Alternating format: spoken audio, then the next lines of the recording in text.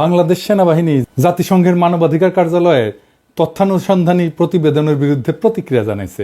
এর মাধ্যমে তারা প্রতিবেদনে উঠে আসা সিদ্ধান্তকে অগ্রাহ্য এবং অবমাননা করার চেষ্টা করছে। তাদের প্রতিক্রিয়াপত্রটা বেশ ত্রুটিপূর্ণ এবং প্রতিবেদনে উত্থাপিত মূল বিষয়গুলোর যথাযথ জবাব দিতে তারা ব্যর্থ হয়েছে। আসেন ব্যাখ্যা করে দেখি কেন সেনাবাহিনীর প্রতিক্রিয়াটা অসম্পূর্ণ, অপ্রাসঙ্গিক এবং বিভ্রান্তিকর, যা জবাব হিসাবে একেবারেই যথেষ্ট না। জাতিসংঘের মানবাধিকার কার্যালয়ের তথ্যানুসন্ধানী প্রতিবেদন কোনো অনুমান ভিত্তিক বা রাজনৈতিক উদ্দেশ্য প্রণোদিত দলিল না, বরং এটা ব্যাপক প্রমাণের ভিত্তিতে প্রস্তুত করা হয়েছে। এই প্রতিবেদনে প্রত্যক্ষদর্শীদের সাক্ষ্য, ফরেনসিক বিশ্লেষণ, চিকিৎসা প্রতিবেদন, অস্ত্র বিশ্লেষণ এবং যাচাইকৃত ভিডিও ফুটেজ অন্তর্ভুক্ত হয়েছে। এতে 2024-এর জুলাই আগস্ট মাসে ছাত্র জনতার গণ অভ্যুত্থানের সময় সেনাবাহিনীর সদস্যদের দিয়ে সংগঠিত বিচার বহির্ভূত হত্যা এবং মানবাধিকার লঙ্ঘনের একাধিক প্রমাণিত ঘটনা তুলে ধরা হয়েছে। উদাহরণ হিসেবে বলা যায়, 1 নাম্বার, সেনাবাহিনীর বিচার বহির্ভূত হত্যা। সেনাবাহিনীর সদস্যরা অন্তত 3টা ঘটনায় বিক্ষোভকারীদের লক্ষ্য কইরা সামরিক রাইফেল থেকে প্রাণঘাতী গুলি ছুড়ছে, যার উদ্দেশ্য ছিল হত্যার মাধ্যমে দমন করা। এর ফলে অন্তত একটা বিচার বহির্ভূত হত্যাকাণ্ড সংঘটিত হয়েছে। এটা দেখেন, এটা খুব স্পষ্টভাবে লেখা আছে এখানে। 2 নাম্বার, মানবাধিকার লঙ্ঘনে সেনাবাহিনীর সহায়ক ভূমিকা। সেনাবাহিনী পুলিশের এবং অন্যান্য নিরাপত্তা বাহিনীর জন্য এক ধরনের সুরক্ষা প্রাচীর হিসেবে কাজ করছে। বিশেষ করে যখন পুলিশ এবং র্যাব ঢাকা চট্টগ্রাম মহাসড়কের অবরোধ তুলে নেওয়ার নামে যাত্রাবাড়ি এলাকায় নির্বিচারে গণহত্যা এবং বিচার বহির্ভূত হত্যাকাণ্ড সংঘটিত করে। খুব স্পষ্টভাবে এই পৃষ্ঠা 38-এ লেখা আছে। 3 নাম্বার, নির্বিচারে গ্রেপ্তার এবং গণ আটক অভিযান।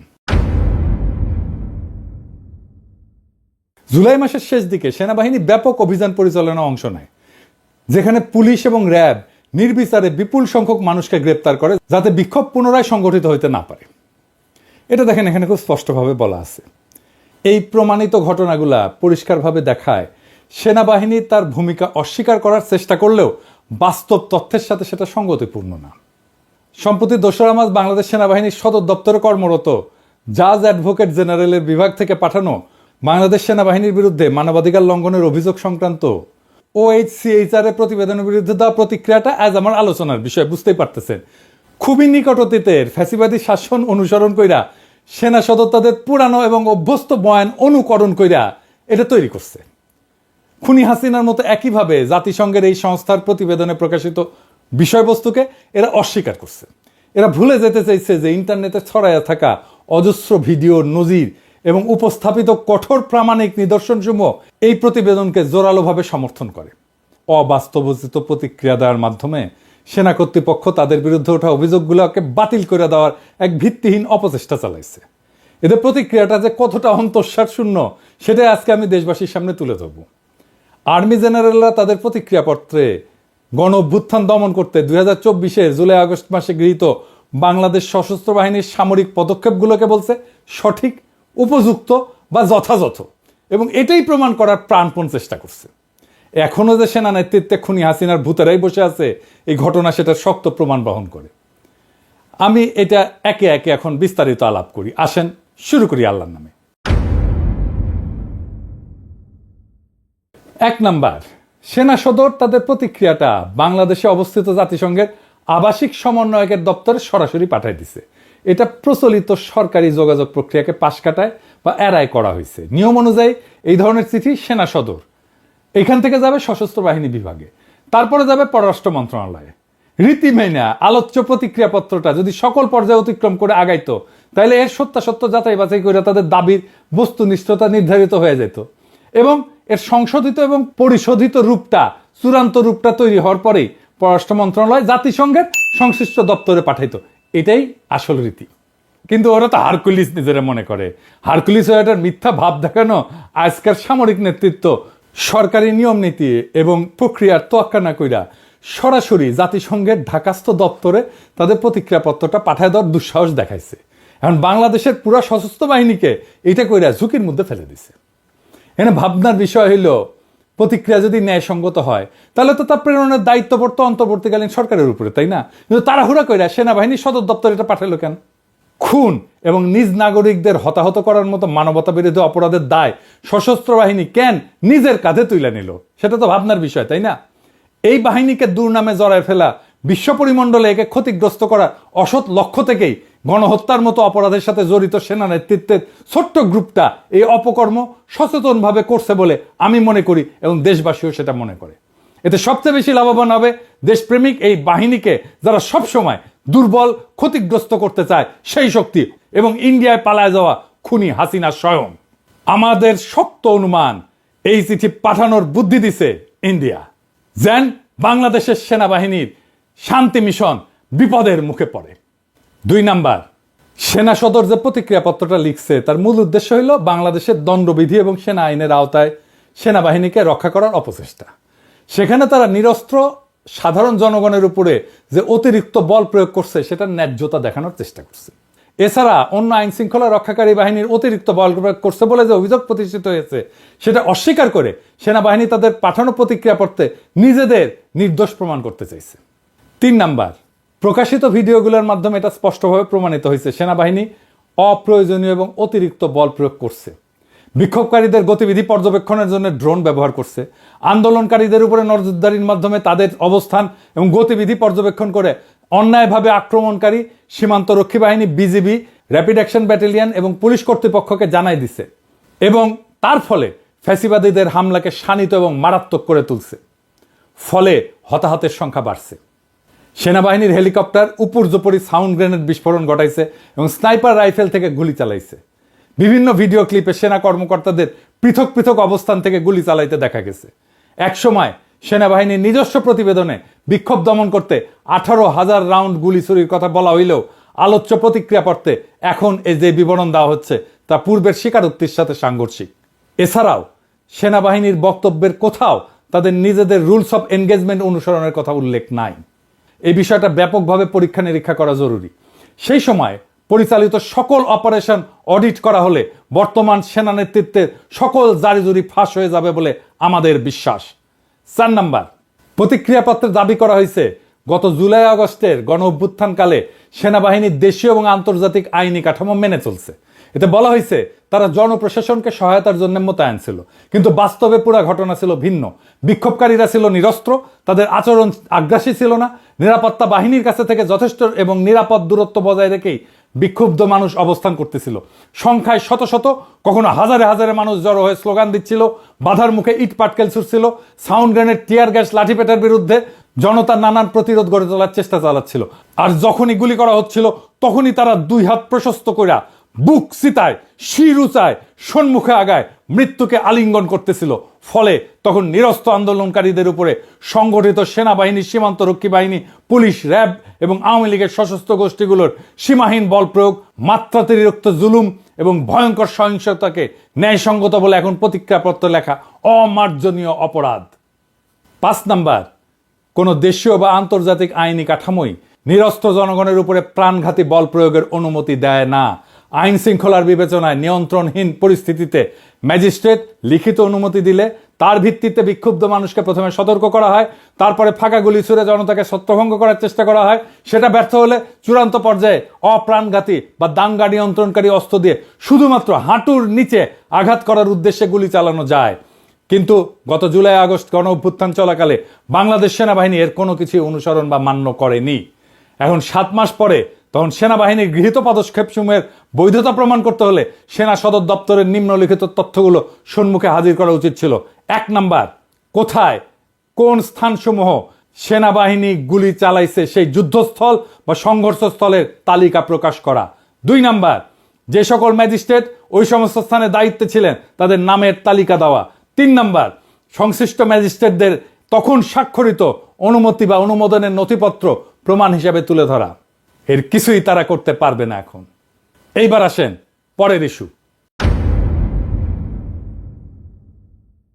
বাংলাদেশ সেনাবাহিনী জাতিসংঘ শান্তি রক্ষা কার্যক্রমের UNDPKO এটার যে নির্দেশিকা সেটা গুরুতরভাবে লঙ্ঘন করে দেশবাসীর বিরুদ্ধে এই বিশ্ব সংস্থার লোগোযুক্ত সাজোয়া যান ব্যবহার করছে, যেটাকে আর্মার্ড পার্সোনাল ক্যারিয়ার বলা হয়। অনেক ক্ষেত্রে বিজেপি, পুলিশ, র্যাব এবং আওয়ামী লীগের সশস্ত্র গোষ্ঠীগুলো মোতায়েনকৃত সামরিক বাহিনীকে ঢাল হিসাবে ব্যবহার করছে।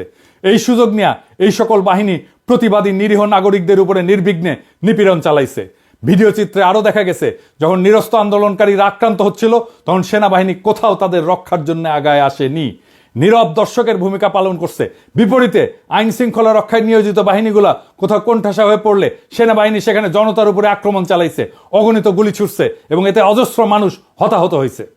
7 নাম্বার পয়েন্ট, যখন সেনাবাহিনী ও আধা সামরিক বাহিনী যৌথ অভিযান পরিচালনা করে তখন কমান্ড এবং নিয়ন্ত্রণ কাঠামো স্পষ্টভাবে সংজ্ঞায়িত হওয়া প্রয়োজন। সাধারণত এই ধরনের অভিযানে সুপিরিয়র ফোর্স অর্থাৎ সেনাবাহিনী নেতৃত্ব দেয়। তবে 2024 সালের জুলাই আগস্ট মাসে সেনাবাহিনী অধীনস্থ বাহিনী হিসেবে কাজ করছিল নাকি তারা নিয়ন্ত্রণ গ্রহণ করছিল সেটা তাদের বক্তব্যে স্পষ্ট না। এছাড়া এই অভিযান পরিচালনার জন্য কোনো যৌথ কমান্ড সেন্টার গঠিত হয়েছিল কিনা সে বিষয়ে সেনা সদর নিশ্চুপ থেকে কোনো একটা বড় সত্য আড়ালে রাখতে চাইছে। গত বছরের আন্দোলন বিক্ষুব্ধ সময় জুলাই মাসের 3য় সপ্তাহের পর থেকে দেশের বিভিন্ন এলাকায় অবস্থিত ক্যান্টনমেন্টগুলোকে কেন্দ্র করে সেই অঞ্চলের সকল আইন শৃঙ্খলা রক্ষাকারী বাহিনীর সমন্বয় সাধন এবং নেতৃত্ব প্রদানের দায়িত্ব অর্পিত হয়েছিল সংশ্লিষ্ট জিওসিদের উপরে। আমার বিনীত প্রশ্ন, এই বিষয়ে জেনারেল সাহেবেরা তাদের প্রতিক্রিয়াপত্রে এখন কেন কোনো কথা বলতেছেন না? 8 নাম্বার, সেনাবাহিনীর ভূমিকা বিশেষভাবে প্রশ্নবিদ্ধ হয়েছে। যখন সেনাবাহিনী, police, RAB, BGB, Awami League সমর্থিত সশস্ত্র গোষ্ঠীগুলোর একত্রে ঢাকা চট্টগ্রাম মহাসড়ক বিশেষ করে যাত্রাবাড়ি এলাকা সাফ করতে যৌথ অভিযান পরিচালনা করে, সেনাবাহিনীর নিরাপত্তা বেষ্টনী তৈরি করা সেখান থেকে দমনকারীদের সামরিক কৌশলগত সহায়তা প্রদান করছিল, যাতে পুলিশ, র্যাব সহ মাঠে নামা অন্যান্য নিপীড়নকারী শক্তিগুলো নিরাপদে আন্দোলনকারীদের উপরে সাঁড়াশি আক্রমণ চালাইতে পারে।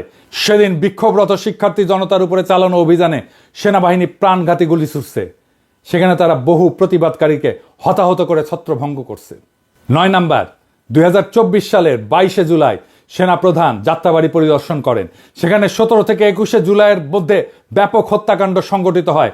জেনারেল ওয়াকারুজ্জামান সেখানে গিয়ে ঘোষণা করেন হাইওয়ে ক্লিয়ার্ড, যা স্পষ্টতই প্রমাণ করে এই অভিযান তার নেতৃত্বে পরিচালিত হয়েছে। অথচ তারাই দাবি করতেছে খুনি হাসিনা নাকি সেনাবাহিনীকে শুধুমাত্র জনপ্রশাসনকে সহায়তার জন্য মোতায়েন করছিল। যদি তাই হয় তাহলে সেনাপ্রধান এই ক্ষেত্রে তার সীমার অতিরিক্ত আচরণ করে দেশের প্রচলিত আইন কানুন এবং রাষ্ট্রাচার লঙ্ঘন করছেন। সেদিন তার যাত্রাবাড়ি পরিদর্শন এবং একই সময় সেখানে আইজিপি এবং র্যাবের মহাপরিচালকের উপস্থিতিকে একটা কাকতালীয় ঘটনা হিসেবে দেখানোর অপচেষ্টা হয়েছে, যা থেকে বোঝা যায় তারা এদেশবাসীকে এবং বিশ্ববাসীকে এবং জাতিসংঘকে বোকা এবং নির্বোধ মনে করে। 10 নাম্বার, সেনা সদর দপ্তরের প্রতিক্রিয়া 2(খ)(1) অনুচ্ছেদে প্রতিরক্ষা মন্ত্রণালয়ের নির্দেশনার কথা উল্লেখ করা হয়েছে। তবে এটা গুরুত্বপূর্ণ যে প্রতিরক্ষা মন্ত্রণালয় কোনো অভিযান সংক্রান্ত আদেশ বা অপারেশনাল অর্ডার জারি করে না। এই দায়িত্ব সশস্ত্র বাহিনী বিভাগের উপরে ন্যস্ত। তথ্য বিশ্লেষণ করে মনে হচ্ছে সশস্ত্র বাহিনীর প্রিন্সিপাল স্টাফ অফিসারকে, পিএসও, এএফডিকে হয়তো পাশ কাটায় দেওয়া হয়েছে। হয়তো সেই সময় এএফডির কোনো ভূমিকাই ছিল না, কার্যত নিষ্ক্রিয় করে রাখা হয়েছিল এএফডিকে। 11 নাম্বার, জনপরিসরে প্রদর্শিত বিভিন্ন ভিডিওতে সেনাবাহিনীর নির্দিষ্ট কিছু কর্মকর্তা এবং সদস্যদের দ্বারা পরিকল্পিত টার্গেট কিলিং এর নির্মম দৃশ্য দেখা গেছে। এছাড়া 2টা ব্রিগেডের কমান্ডারকে গণমাধ্যমের সামনে খুবই উস্কানিমূলক বক্তব্য দিতে দেখা গেছে। যদিও সেনাপ্রধান এই সকল দায়ী ব্যক্তিদের বিচারের আওতায় আনার প্রতিশ্রুতি দিয়েছিলেন, কিন্তু এখন পর্যন্ত অভিযুক্তদের বিরুদ্ধে কোনো আনুষ্ঠানিক তদন্ত, আদালত, কোর্ট অফ ইনকোয়ারি গঠনের খবর পাওয়া যায়নি। তারা এখনো সামরিক বাহিনীতে কাজ করতেছে। বিভিন্ন স্থাপনায় আমরা যখন গিয়েছি, ওখানে যারা ছিলেন তারাও এক বাক্যে বলেছেন যে এখানে স্যার কোনো শিক্ষার্থীরা ছিল, সমস্ত যা করেছে এটা একটা দুর্বৃত্তায়নের যারা সাথে জড়িত, দেশকে যারা নিশ্চিহ্ন করতে চায় তারাই করতে চেয়েছে। সেই পরিপ্রেক্ষিতে আমরা দেশের সম্পদ রক্ষার্থে আমরা নিয়োজিত হয়েছি এবং আমাদের সম্মানীয় সেনাবাহিনীর প্রধানের নির্দেশে আমরা এই দুর্বৃত্তকে সমূলে নির্মূল করার জন্য যা করা প্রয়োজন আমরা সেটা করছি। আপনারা দেখছেন যে দেশের এখন জনমনে একটা স্বস্তি অলরেডি 72 আওয়ার্স আমরা পার করেছি এবং জনমনে স্বস্তি এসছে। স্পষ্ট ভাষায় আমরা বলতে চাই যে বাংলাদেশ সেনাবাহিনী অত্যন্ত সুশৃঙ্খল একটি প্রশিক্ষিত পেশাদার বাহিনী। আমরা আমাদের কার্যপরিধি সম্বন্ধে আমরা জানি এবং যে উদ্দেশ্যে আমরা এসেছি যে দুর্বৃত্ততাকে নির্মূল করা এবং জনমনে স্বস্তি ফিরে নিয়ে আসা, সেটা আমরা ইনশাল্লাহ পুঙ্খানুপুঙ্খভাবে করব এবং জনমনে দ্রুতই স্বস্তি ফিরে আসবে বলে আশা করি। 12 নাম্বার, যখন বিজিবি, র্যাব, পুলিশ এবং আওয়ামী লীগ সমর্থিত সশস্ত্র গোষ্ঠীগুলা নিরস্ত্র আন্দোলনকারীদের উপরে নির্বিচারে গুলি করে হত্যা করতেছিল, তখন সেখানে উপস্থিত সেনাবাহিনী খুন এবং জখমকারীদের কর্মকাণ্ডে কোনো একটা ক্ষেত্র বাধা দেয়নি। উপরন্তু দেখা গেছে সেখানে সেনাবাহিনীর উপস্থিতি এই সমস্ত খুনে বাহিনীকে হত্যাযজ্ঞ চালাইতে বেপরোয়া উৎসাহিত করে তুলছে। মোতায়েনকৃত সেনাবাহিনী মাঠে দায়িত্ব পালনরত বাহিনীগুলোর জন্য ঢাল হিসেবে কাজ করছে। তারা নিরস্ত্র মানুষের উপর সংগঠিত হত্যাকাণ্ড নিয়ন্ত্রণের জন্য কার্যত কোনো পদক্ষেপ নেয়নি। 13 নাম্বার, বাংলাদেশ সেনাবাহিনীর ভাবমূর্তি বিনষ্ট করার চূড়ান্ত ধাক্কা আসে 2024 সালের 5ই আগস্টের পর, যখন সেনাবাহিনী আনুমানিক 626 জন অভিযুক্ত হত্যাকারী এবং অপরাধীকে নিরাপদ আশ্রয় এবং পালিয়ে যাওয়ার সুযোগ দেয়। এই অভিযুক্তদের মধ্যে ছিল রাজনৈতিক নেতা, বিনা ভোটে নির্বাচনের এমপি, মন্ত্রী হওয়া কিছু দাগি লোক এবং র্যাব এবং পুলিশের উচ্চপদস্থ কিছু চিহ্নিত কর্মকর্তা। এদের অনেকেই জুলাই আগস্টে দেশব্যাপী সংগঠিত হত্যাকাণ্ডের সঙ্গে জড়িত ছিল। উচিত ছিল আলোচ্য অপরাধীদের আইন, আদালত এবং বিচারের হাতে তুলে দেওয়া, যাতে দেশে ন্যায় বিচারের নতুন ধারার সূচনা হতে পারে, কিন্তু কিছুতেই সেটা নিশ্চিত করা সম্ভব হয়নি এই সেনাপ্রধানের জন্য। 14 নাম্বার, মানবাধিকার লঙ্ঘনকারীদের সুরক্ষা দেওয়ার যে অপচেষ্টা সেনাবাহিনী চালাচ্ছে তা আইন অমান্যকারী কর্ম, যা শাস্তিযোগ্য অপরাধ। জাতিসংঘের প্রতিবেদনে উপস্থাপিত প্রমাণসমূহ মোকাবেলা করার লক্ষ্যে সেনাবাহিনী কোনো ধরনের স্বতন্ত্র তদন্ত সম্পন্ন বা পাল্টা প্রমাণ উপস্থাপন না করেই আলোচ্য রিপোর্ট সরাসরি অস্বীকার করে ফেলছে। জাতিসংঘের তথ্যানুসন্ধানী প্রতিবেদনটা ব্যাপক সাক্ষাৎকার, ফরেনসিক বিশ্লেষণ, ভিডিও প্রমাণ এবং বিশদ নথিপত্রের উপর ভিত্তি করে তৈরি করা হয়েছে। এর বিপরীতে সেনাবাহিনী তাদের সদস্যদের বিরুদ্ধে উত্থাপিত অভিযোগগুলির বিষয়ে কোনো স্বচ্ছ স্বাধীন তদন্ত পরিচালনা করেনি।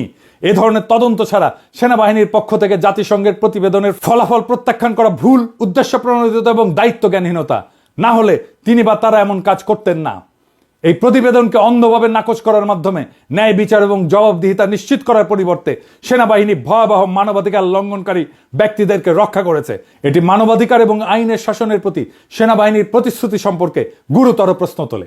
15 নাম্বার, মানবাধিকার লঙ্ঘনকারীদের জবাবদিহির আওতায় আনতে সেনাবাহিনীকেই সহায়তা করতে হবে। আগায় না আসলে এদের কোনো উপায় থাকবে না। জাতিসংঘের প্রতিবেদনের ফলাফল প্রত্যাখ্যান করার পরিবর্তে সেনাবাহিনীর উচিত দায়িত্বশীল ভূমিকা পালন করা, অর্থাৎ স্বীকার করা যে মানবাধিকার লঙ্ঘন সংগঠিত হয়েছে এবং ন্যায় বিচার এবং জবাবদিহিতা নিশ্চিত করার জন্য তারা এখন কাজ করবে। তাদের প্রতি জনগণের আস্থা পুনরুদ্ধারের একমাত্র উপায় হলো সেনাবাহিনীর মধ্যে যারা এই ধরনের অপরাধের সঙ্গে জড়িত ছিল তাদের চিহ্নিত করে যথাযথ আইনি ব্যবস্থা গ্রহণ করা। সেনাবাহিনীকে অবশ্যই তদন্তকারীদের সঙ্গে সহযোগিতা করতে হবে, সামরিক নথিপত্রের উপরে প্রবেশাধিকার দিতে হবে এবং দোষীদের বিচারের আওতায় আনতে সহায়তা করতে হবে। এর মধ্যে কোনো যদি কিন্তু নাই। মানবাধিকার লঙ্ঘনকারীদের রক্ষা করার চেষ্টা করে সেনাবাহিনী নিজেই তার প্রতিষ্ঠানকে ক্ষতিগ্রস্ত করছে। এতে তাদের ভাবমূর্তি পুনরুদ্ধার হওয়ার পরিবর্তে মানবাধিকার লঙ্ঘনের অভিযোগ নিয়ে জনসাধারণের মনে সন্দেহ আরো গভীর হচ্ছে, এমনকি জাতিসংঘের মিশনে অংশ নেওয়া অনিশ্চিত হয়ে যাচ্ছে। বাংলাদেশের সেনাবাহিনীর নেতৃত্বকে বুঝতে হবে, তাদের ভাবমূর্তি পুনরুদ্ধার করতে হলে এর সদস্যদের বিরুদ্ধে উত্থাপিত অভিযোগ এবং মানবাধিকার লঙ্ঘনের ঘটনাগুলোকে সঠিক তদন্ত আবশ্যক।